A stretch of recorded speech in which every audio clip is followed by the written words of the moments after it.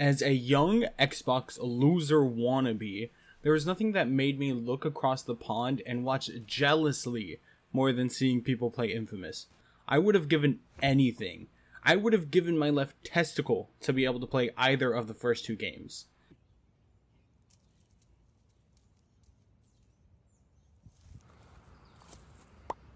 Oh. That was quick. And then it happened.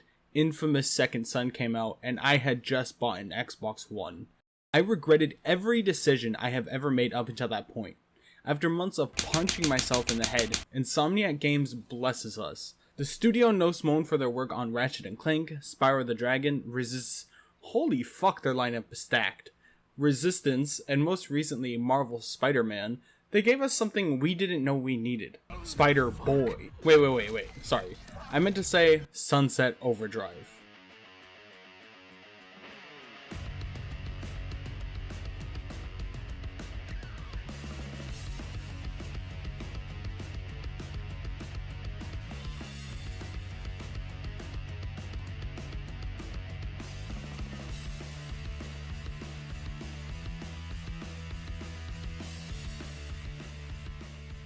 Now, exclusives are a hell of a thing. With that being said, anything I praise in this video is just about the game Insomniac produced, and to be honest, I'm not completely over the shutdowns that happened earlier in the year, so yeah, fuck Xbox. For Insomniac, this was a big leap. Not only did they leave behind their ties with PlayStation for a single game, but this was something like they've never worked on before. They've been known to jump around quite a bit, but this feels like something that they wanted to make, and they took bits and pieces from their games that worked really well and mushed them all into this amorphous blob that is a really fun time. It's kind of crazy how you can have this incredibly goofy game filled with quick wit and crude humor and have a half-decent character arc alongside some fun characters to spend your time with. When we enter the world, we are just some guy or gal with a dead-end job that just so happens to be with one of the largest drinks companies in the world. Now, I feel like you're already a rave-going delinquent if you drink energy drinks, but to be this excited and to go to an actual rave just for a drink release is wild. In video game fashion, it just has to go wrong, and everyone who drank even a teensy-weensy little sip has gone fucking bonkers. Like most, we are stuck inside and weirdly low on toilet paper. Kinda sounds familiar, but our entire goal in our futile life is to get out of the city. But what if we didn't? What if we stayed and saved the last few people left in Sunset City? What if we became a hero? The game really doesn't let you go a single moment without breaking the fourth wall, doing some random shit, or throwing a joke in just as things start to get serious. But to me, it doesn't really take away from the experience. There are moments where it gets really heavy and introspective as to why we are doing what we're doing, and then it does a fucking 180 and we whip out as many guns as possible to assert dominance. Not even at the end of the game, where you think the big sad scene would usually be, with Yuri being Yuri and pulling a fast one on us, totally rewriting his own death. It just doesn't stop. If you take out all the jokes, like I said earlier, there is a decent character arc, where our boy goes from indifferent punk piece of shit, who really just wants to leave the city, to someone who cares about all these weirdos who we met along the way, and risks his own life to save them and the rest of the people probably just trying to survive the hell tornado that is constantly tearing through the city. Oh, and did I mention that the main male character is played by Yuri Lowenthal? I'll try and keep the times that I talk about him specifically to a minimum, but I can't help but hear Spider-Man or Ben 10 when he's telling some people to go fuck themselves. He fits the quippy role so well,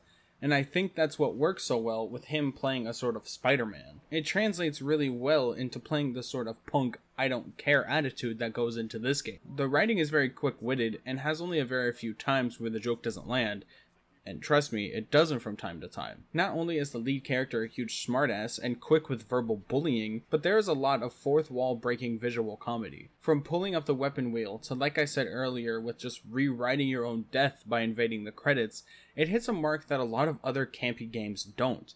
And it also plays into stereotypes weirdly well, from the nerdy preppy kids with their special water and robot dogs, to scout troops that use their survival skills to take over a temple and to learn how to use the weapons that are there already, and badass cheerleaders that can not only beat the shit out of you, but work to save the people who come into their care. It's a world that, while not making sense, makes sense. Does that make sense? During my time with the game, I absolutely fell in love with these characters, even though they aren't the deepest or most interesting. But they're written well and fit the world amazingly. They really breathe life into a world already bursting at the seams. It's so vibrant and full of color that it is a nice change of pace compared to a lot of current open world games where everything is brown and gray. It is just so vibrant to the point that it hurts my eyes. But you can't go a few feet without seeing 14 different neon colors or seeing an onomatopoeia flash up on the screen like we are in some sort of comic book. It quite literally feels like a group of people who listen to punk rock on repeat and were in love with the Raimi Spider-Man films just decided to make a video game. And the same can be said about the way we move throughout the world, with the same flair being put into the traversal system. We are grinding our way over power lines and railings to get from one side of the map to the other, and even if you're not really paying attention to where you're going, if you fall, it's more than likely that you're going to land on something that launches you back into the sky, or something you can grind on, and it makes it feel like we are just in a giant playground that any kid from the 90s to the early 2000s dreamt of. Just a true skater's paradise. From vents to the top of cars to canopies, bouncing is what keeps you up and able to do all the weird shit. From giant ropes we fired ourselves to train lines, grinding is what moves you around the fastest. And paired with a well-timed little air boost, you have endless possibilities of lines you could do. The grinding around is pretty magnetic and easy to get a hang of, and having the ability to just instantly swap direction without any momentum being lost is just chef's kiss. Being up and bouncing around is fun, but also an integral part of survival, considering when you're whizzing around the place, the enemies have a hard time hitting you. Well, maybe that's meant to happen, but let me feel cool for once, damn it! Being able to grind above and below as enemies hold onto the lines, and you can either just avoid them by seamlessly switching between using your fucking crowbar or the underside of your heelys to grind, or doing the fun thing and absolutely obliterating them with a swift smack. The weapons play into the movement as well. They may not specifically affect your movement, but them being usable at all when doing these insane combos and hopping like the Energizer Bunny on crack makes for one of the best feeling and most fun combat in a modern video game. The entire time you are just incentivized to move, because walking is more painful than it is in real life. Oh, what the fuck? Then completionist in me dreads when a movement system is not fun to use, because then we have to rely on a fast travel system, which is hilarious in its own right, with you essentially blacking out and waking up in a porta potty, but I feel it's not the most necessary thing in the world. I often try to play my first playthrough of a video game completely without fast travel, and I hold the firm opinion that if I need to use fast travel, the world is not the most interesting place to go around in. Obviously, when it comes to Sunset City, I don't feel that need, and often feel like I'd be missing out and selling myself short by using the system. There are not many things I wish would be removed from the game because I ruin the experience until we get to the tower defense portions. I don't mind defending my home a few times, but I do not like how it is prioritized in upgrading your powers, and is necessary to move the story along. I would understand when it came to doing it once to show you how it's done, and it becomes another piece of side content I could complete in my own time, much like the races, but it's baked into the main story. I also understand that it makes complete sense to have to defend your place of rest from the evils of the outside world, especially in the apocalypse, but I could have done without it. It's a bit of a slog when you are fighting wave after wave as they try to get to your overcharge,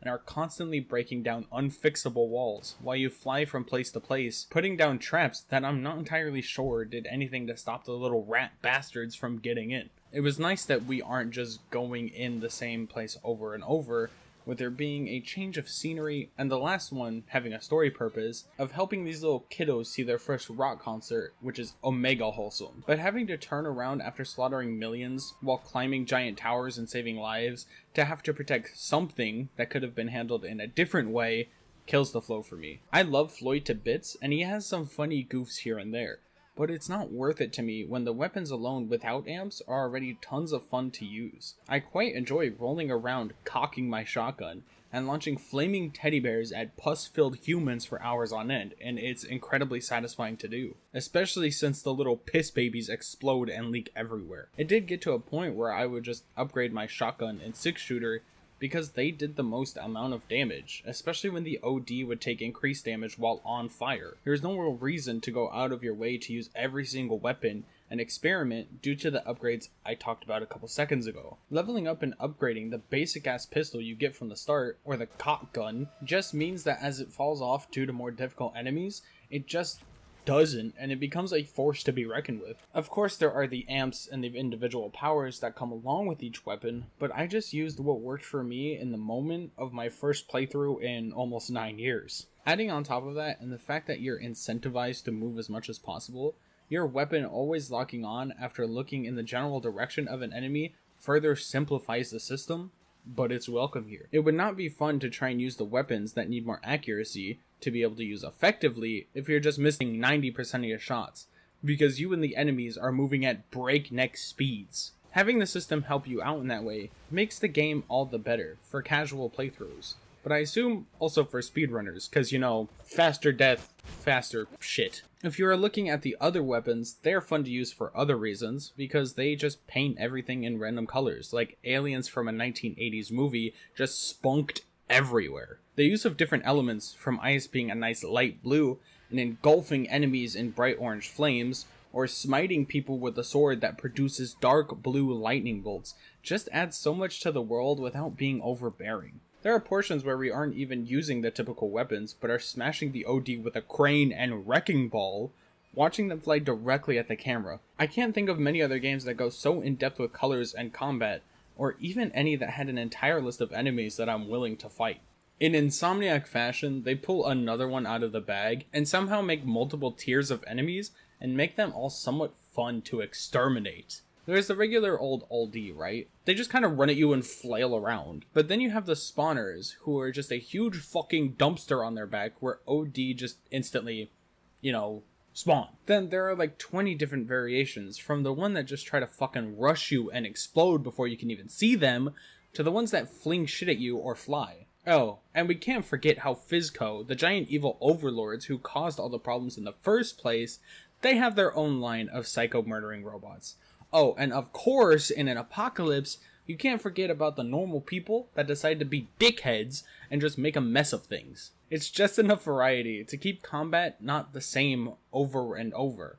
I think the boss fights are a real standout, but at the same time can be a little bit of a disappointment. On one hand, there are these huge, massive spectacles where the cutscenes and the sheer size of bosses are something to behold, but the gameplay loops don't really change from normal, everyday, shooty McShooty. Fizzy is the first real one we see, and it is just us using our special lock-on powers, shooting out its eyes, and its visible representation of ADHD brain, while it just hurls insults at us. He's really just a giant Macy's Day balloon if they had a thirst for blood. The coolest by far has to be the Norton Dragon fight, but not because of the gameplay portion of his death, but for the cutscenes. Like I've mentioned time and time again, the game breaking the fourth wall is a joke that almost always lands, and grabbing our coolness meter from the top of the screen and using it to fuck up a massive dragon that's flying through the streets, it's just so awesome.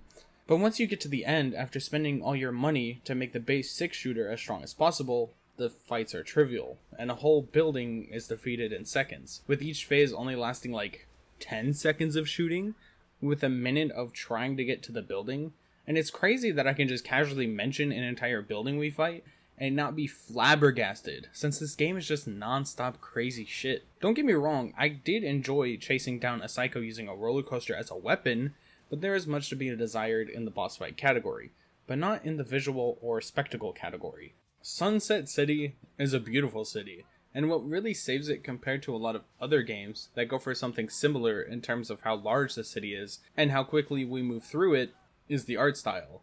It goes the more comic booky, cartoonish route, and that saves it from a lot of the pitfalls of a realistic looking game, but also gives it chances to bring more character into the game through things like a serious game wouldn't allow for. As a Borderlands and comic book fan, me like a lot, the game has aged so incredibly well because it didn't go in trying to be the most beautiful game ever. Now, 2014, a lot of the games made then still look pretty good today. I think it was kind of over the hump of realistic games in the early 2000s, aging like the cheese you find behind your water filter, but it is still appreciated to have the game be Omega playable these days.